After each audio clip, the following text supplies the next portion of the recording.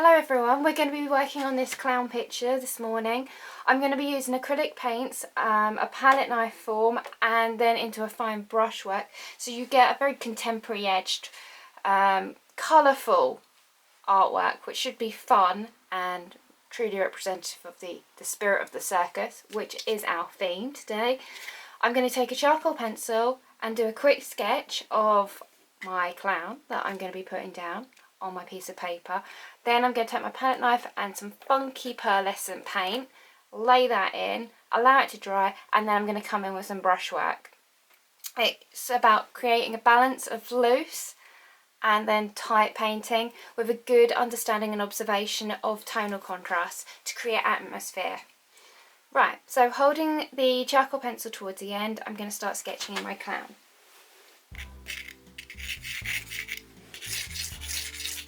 I'm going to start off with his shoulders here to get the angle correct and also how far I want to go up. Then I'm roughly marking in the top of his hat. Then I've got the bottom here. I think I need to drift down a bit.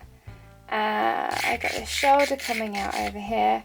Then the pattern over here of the buttons. Be careful not to bring him too far left because you've got to have enough room for that arm. Get your scaling correct. I'll bring that over a little bit more.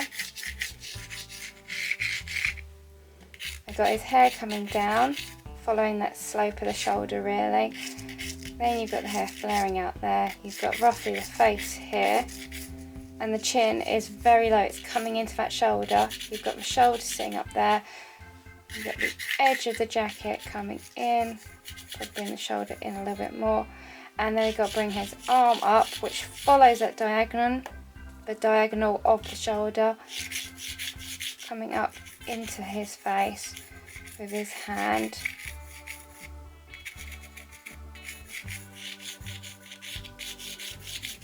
I have to move that picture over a little bit. Make sure I've got room to show you what I'm drawing.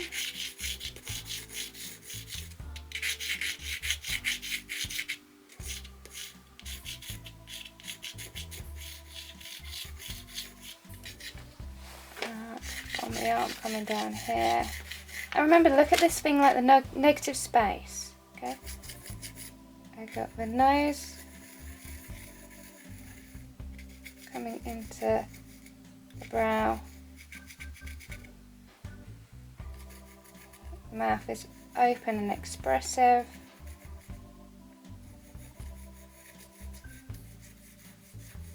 Down into the chin.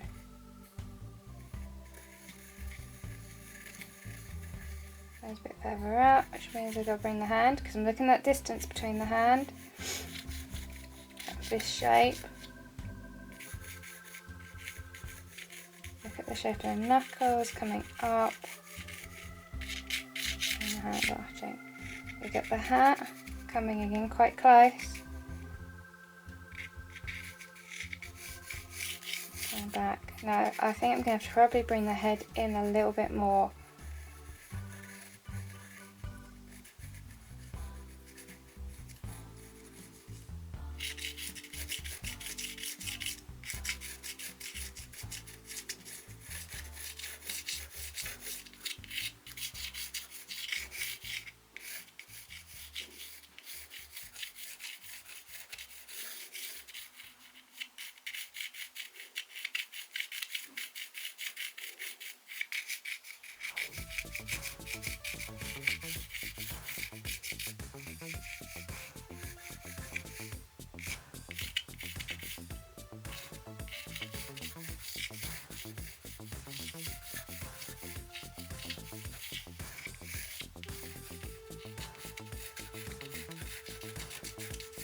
Quite gestural drawing, so you're just using the side of the pencil, getting the idea, plotting things down and building up a decent drawing.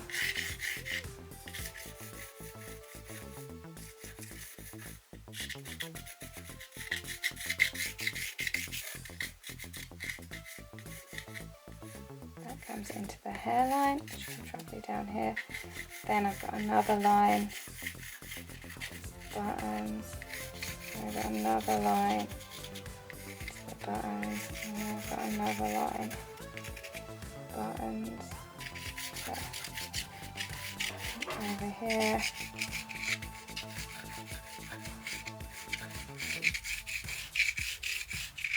It's handy to sketch in some of the folds in the fabric as well.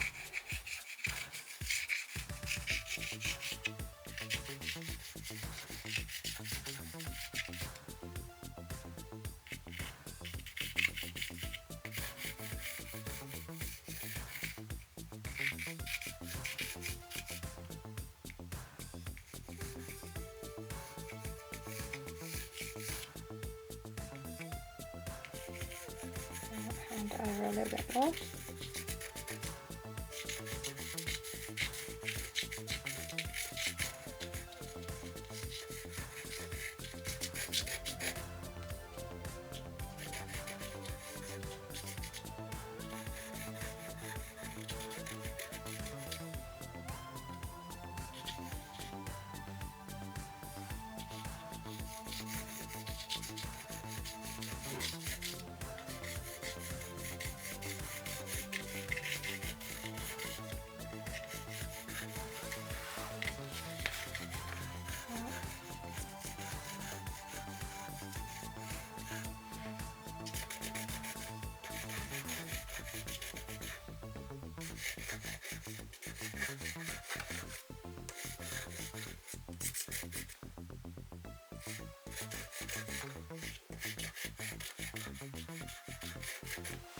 Okay, you should end up with something like that. It's roughly loose. Then take your pencil and fine tune it up to the detail.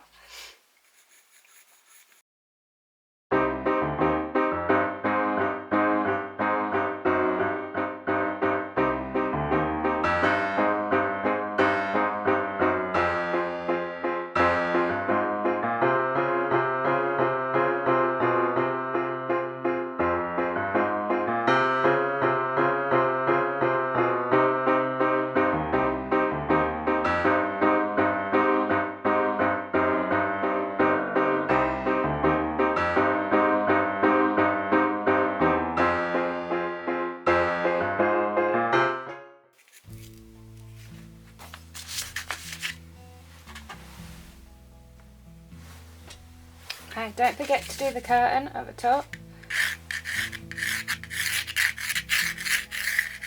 And we're going to put that smoke in as well.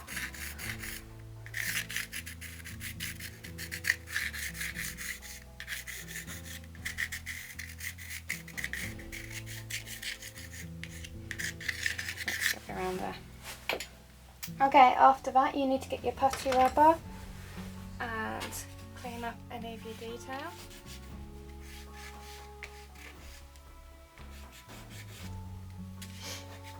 You're going to be painting over the top of everything, so it's not too much to worry about, but it's good to get off anything that's excess dust that you don't really want.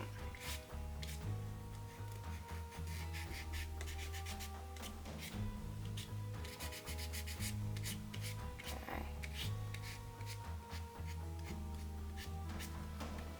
Okay, like so. Then grab a tissue.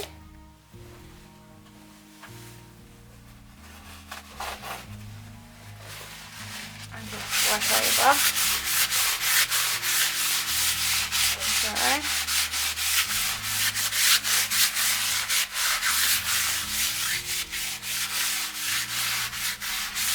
Lift off any excess dust so you won't get cross-contamination.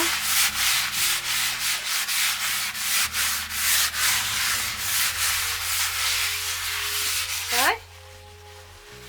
And then we're going to pour out some paint. Now, I'm going to have a bit of fun. You can do your standard colours if you want to, but I'm going to use a little bit of palette.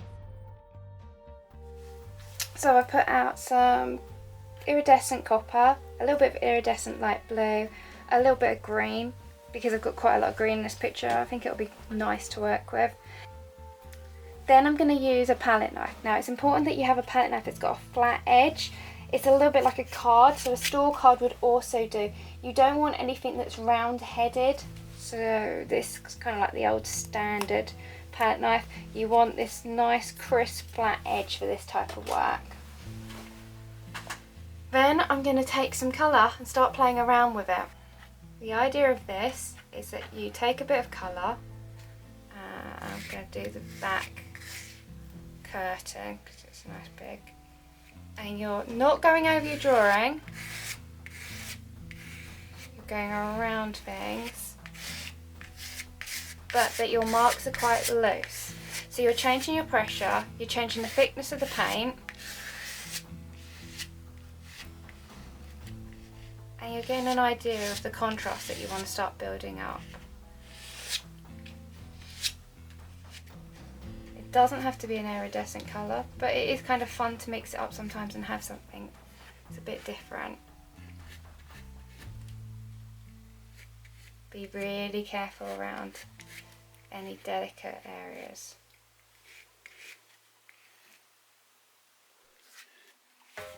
Then I'm going to get a tissue and I'm going to wipe off the excess, and I'm going to use some of the other colours. So I'm just keeping it simple. I won't go more than 3 colours if you're using this technique. And I'm going to put some of this on the hand.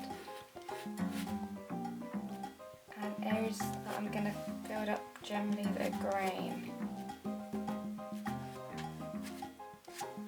So it's fundamentally you're assigning a different colour for the area. You're assigning another colour to represent a colour on the reference image. As you can see here, I'm using a blue to represent the green on my reference image, as I used a copper to represent the red. Now if you're feeling a little bit more edgy, you can take it a little bit out.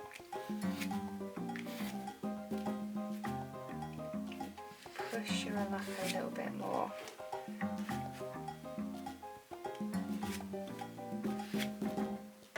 And I got a little bit in here.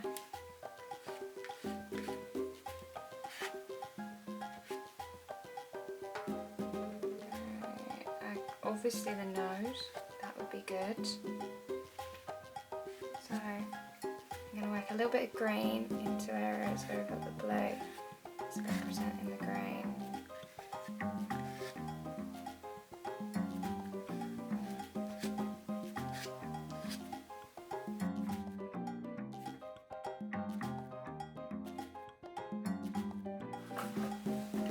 Right, so you can see here that I've used my copper to represent my red areas within the artwork. I've used my blue to represent areas of the green, and then I've come in with a green and worked in the green really in the darker areas. Okay, a little bit of a patchworky shade into the blue. I've left areas of white paper, such as for the face area, but I want to do that as quite a fine work. And I've left other areas so that it still maintains a loose, sketchy feel. At this point, I now need to allow this to dry, and then I'm going to come back with some appropriate colours and do the realistic level of the painting. Okay, so you wait until your picture is thoroughly dry, and then you're looking at pouring out some paints. Now I've got a crimson red and a cadmium red because there's a lot of red in this image. I've also got a lemon yellow and a cadmium yellow because there's a lot of greens, and I need the yellows to make the greens. I've got an ultramarine blue and a cobalt blue because it's going to be those with the yellows to give me my green options. Black to add a little bit of area of dark tone where maybe I can't get it quite from mixing, and a white because again there's some highlights that need more of a whiter tinting to work. I'm using a Staler Simply Brush number 1 round, and I'm going to work on my priorities first within the picture, which is going to be the face. I'm going to work on the face, and then from there I'm going to decide on how far out I want to go and how far I want to work the artwork. It's personal preference. So let's get started. Now I am going to work on dealing with, I really want to work on the nose. I'm going to give the nose a bash. So let's go for crimson and probably a little bit of ultramarine blue, just to darken my crimson a little bit. If you add too much ultramarine blue, it's going to go purple. You've got to get the balance of crimson and ultramarine correct before you can do anything. And I'm going to start drafting that in.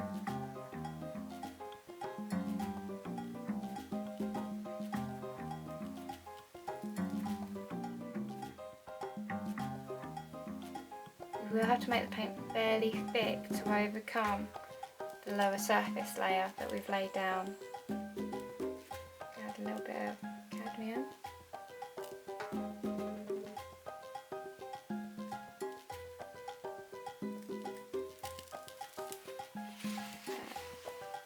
And I can see a little bit of green, gives the lighting.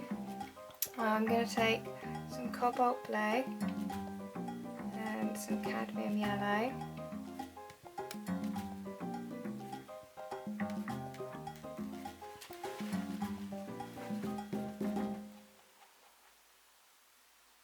Make a green.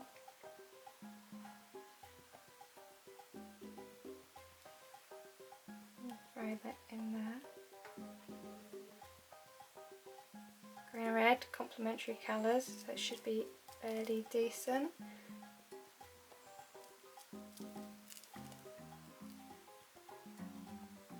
Green.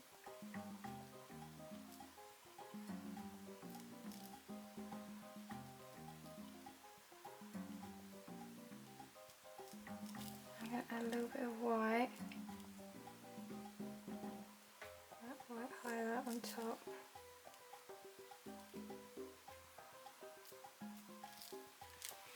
So, I'm going to take the red a little bit more darker. And immediately you can see the green starting to lift out with that. So I'm just going to throw in a little bit more red. But I don't want to cover all this background area. You've got to be careful how you handle this. It's got to be patchy.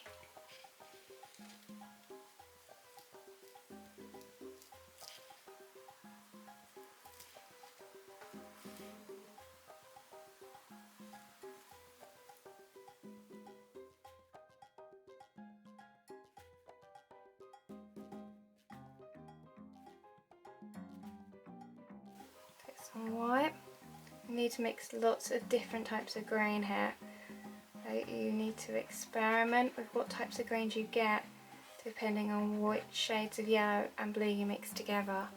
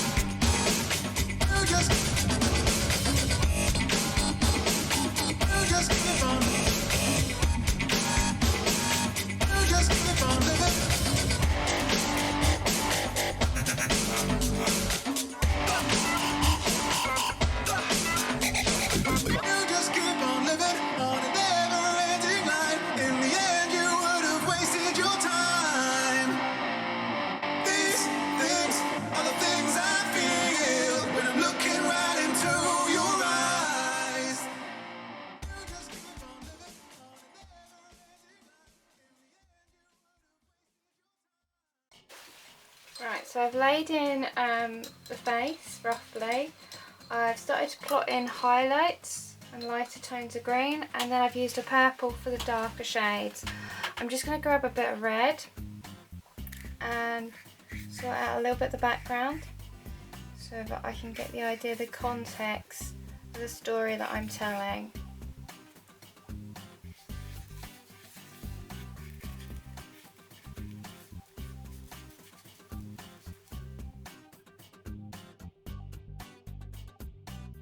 Yeah, it's looking pretty good.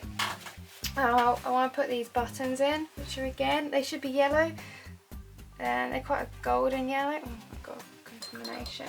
And the red. Make sure you clean your brush thoroughly before mixing colours. I'm going to take some yellow.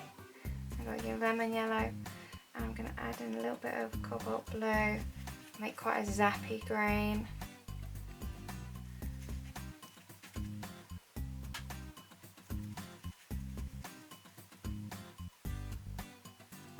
Is it going to be too zappy? Actually not bad. Because we've got a lot going on, the colours are going to change in contrast to how you see them on the reference image.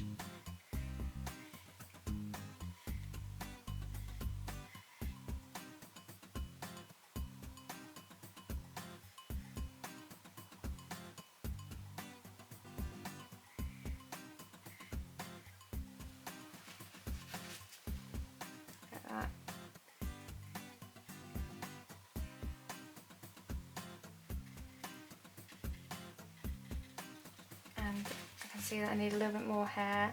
Pick up that kind of colour. Bring the hair down a little bit more.